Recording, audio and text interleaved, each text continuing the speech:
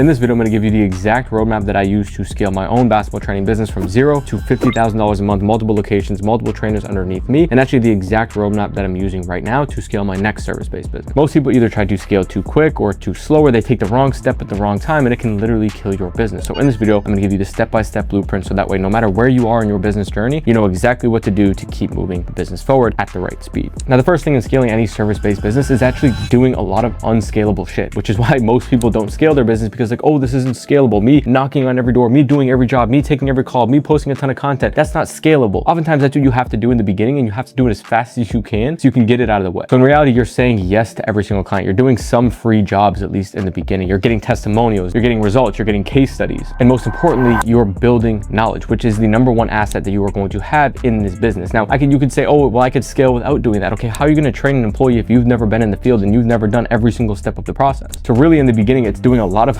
unscalable stuff. It's building that foundation of knowledge, building that foundation of skill set, reputation, and connections in the marketplace, which is the foundation which you can build on and then scale from there. If you don't do the unscalable shit that no one really wants to do, which is exactly what I did, saying yes to every single client, training people for free in the beginning, posting everything on social media, that gave me the knowledge to then train all my other employees and know every step of the process and have the utmost knowledge that I had in my craft. Now, the next thing you're going to do from there is once you start getting going, okay, you have some clients, you have cash flow coming in, you immediately want to reinvest it into better equipment, into maybe better software, into better facilities, maybe better vehicles if you're landscaping, pressure washing business, and even maybe investing into knowledge, getting mentors, getting books, spending time on podcasts to get more knowledge on the business side of things. And honestly, at this point, it's going to feel like a step back, which is really what scaling is at the end of the day. No matter what stage you're at, it's going to feel like a step back because you're starting to finally make money, but then you're reinvesting it, so you're not really seeing the money. So it feels like you're taking a step back, but you have to take one step back to take two steps forward. And that's how it's going to work with scaling, when in reality, maybe it's one step back, take 5 steps forward, but you have to do that and keep reinvesting if you want to keep leveling up. So the important reason for this is it's just going to increase the experience for the customer. For me, this was reinvesting back into my knowledge and just relentlessly studying, investing into,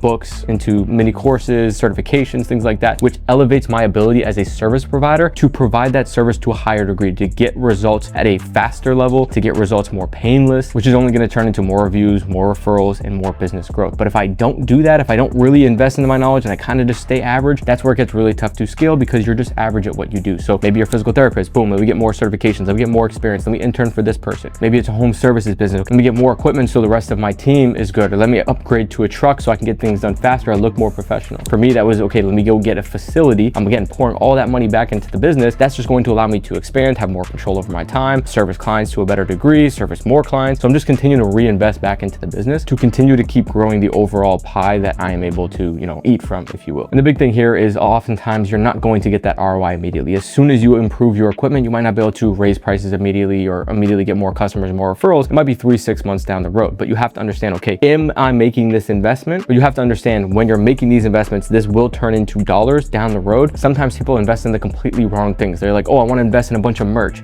Is that really going to get you an ROI on your business? Probably not. Invest in things that are going to get you an ROI, that are going to improve the experience for the customer, that will turn into, better reviews, more referrals, and things like that. But again, it'll be down the road, 3-6 months after you make that investment, not instantly, which is what most people sadly want. Now, the third thing, now as you're starting to get more customers, okay, you're improving the customer experience, you have better equipment, better tools, all of this kind of stuff. Now you need to start investing into marketing. If your schedule is not full, that is what you need to invest in. Oftentimes, a lot of people want to hire somebody else, but their schedule is not full, or maybe they're full for a day, next day not really full, or they just end up hiring somebody to take the jobs that they already have, and now they're just, spending more money but not making any more money. So this is when you're going to start investing money into Facebook ads, into Google ads, which is something I can come into your business and help you do. And this will just give you a more consistent lead flow to try to fill your schedule. Oftentimes too, when you get to this point, you'll start to find gaps in maybe some of your systems, because you have maybe 10-15 clients. It's very easy to manage it by just text, by check, cash, send manual invoices. Okay, now I get to 20, 30, 40 clients a week. It's a lot harder to manage. I need to start putting in some systems. I need to maybe reinvest into some new software. I need to maybe reinvest back into myself to learn, okay, how do I deal with this? So you'll invest, you'll maybe hit a plateau, figure it out, boom, and then now I'm making more money, now I'm getting more leads, now you're a lot more comfortable with that. But at this point, this is exactly where I would start to invest a lot of my money. Yes, at first, if you're doing this yourself, you're going to lose some of your money. You're gonna have to figure out what ads work, what ads don't, what keywords to run. And again, you're just taking the profit that you're getting from organic jobs, from word of mouth, to then turn this system on so you have a lot more reliable leads. You might go from maybe 2 to 3 a week to maybe 20 to 30 a week. And then you want to get to a point where you are completely full. Once you are completely full, that is when, okay, now we can start to hire people. Again, even sometimes when you're doing this marketing, marketing, a lot of your ROI might not be on the front end. It all kind of depends on your business. Maybe you're a business where it's, hey, you know, a physical therapy business, or maybe it's a massage therapy business, or maybe it's a sports training business, or maybe it's, you know, landscaping business where you're constantly doing jobs for them. And your first month, you're basically just break even. It costs you maybe $200 to acquire this customer, but your average lifetime value is maybe $5,000, where you're doing $200 jobs every single month. So then every month thereafter, you're starting to make your money. So again, this is where you're going to invest. Maybe not see the increased profit right away. It might be 2, 3, 4, 5, 6 months down the road. But as long as you know your numbers and you know where you're at, which you can kind of reference my last video I made, you'll be able to start turning this into increased profit. Now, once you get to this point and you do this well and you have a consistent lead flow, you're going to run into the problem where you don't have any more time. So this is where you're going to have to start to invest into people. Again, you're getting to this point, you're going to have to take a step back. You might have to reinvest some of the profits that you were making and, you know, filling your schedule, which sometimes you can stop at that point. You have a full schedule, you're doing everything yourself. Maybe you don't want to scale to millions. Maybe you just want $10,000,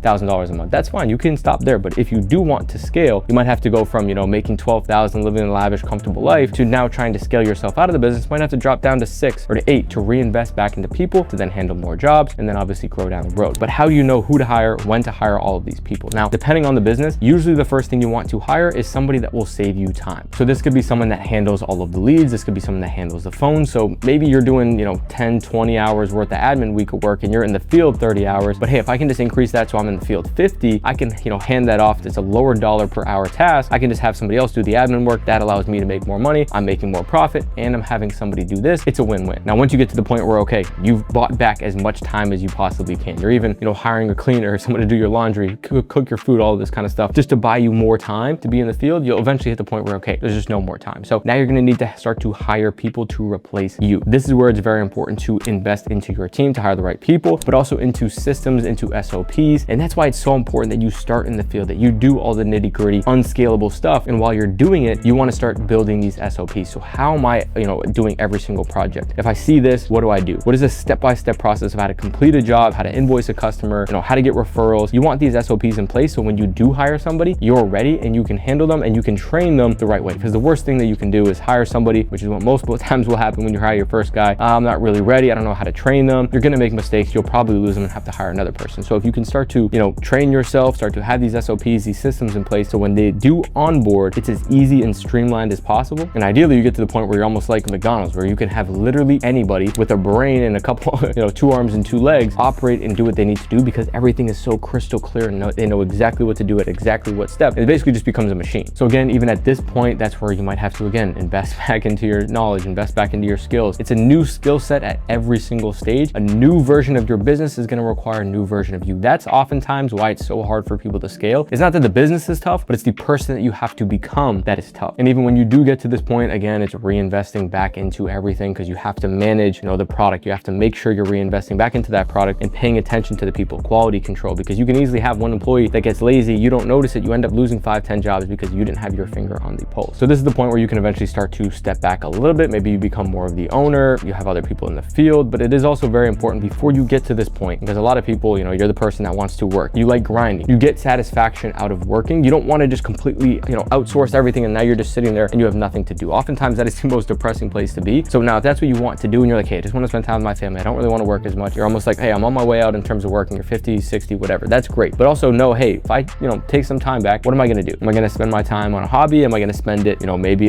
posting more content to scale my business long term that way? Just know what you're going to do when you do step back, and know that that is a decision that you want to make. Like, I do want to step back. I don't want to work as much. Maybe you're going from, you know, 60 hours a week down to 30. That's fine. But if you go from 40 down to 0, might not be the best place. Now, obviously, from a technical aspect, if you want to sell your business, that is the place that you ideally want to be at. But just know, make that decision before you actually get there. Now, the last thing I would say is try to build your business to sell it. And to sell a business, you need to be more of the owner, not the operator. Now, when I say that, I don't mean you actually have to sell it. I mean, get it to a point where you can sell the business. And oftentimes what you'll find is you don't want to sell the business because it's just a cash cow. It's printing money. You're not working a ton. You're managing it. You're doing what you love. You have other people. You're helping people. That is the best place to be. So ideally, you want to get to a place where your business is not just a job. It is a business, and there's other people that work in the business. You work on the business, but there's other people that work in the business, and it makes you money. Now, one of the best books for this is Built to Sell. I'll link that down in the description below. This will really give you a good breakdown of what that looks like. But you essentially want your business so dialed in with systems, with, you know, financials, detailed reports, data, that if a buyer walked into your business tomorrow, you can value it appropriately and they can buy it and step into your role very easily without having to really do anything. you get to that point, that is probably your ideal point in terms of business, between managing both life and business and having that, work-life balance that everyone always talks about. So hopefully this helped you guys. Hopefully it gave you kind of a good blueprint to start to work towards. And depending on where you're at, if this is something you might need help with, or you might want help with the marketing side of things, definitely feel free to reach out, schedule a call. We can see how I can help you and help you continue to keep scaling your business to get to where you want to. So hopefully this helped. If you enjoyed it, please drop a comment, drop a like. It really helps the channel. See you guys next video soon. Peace.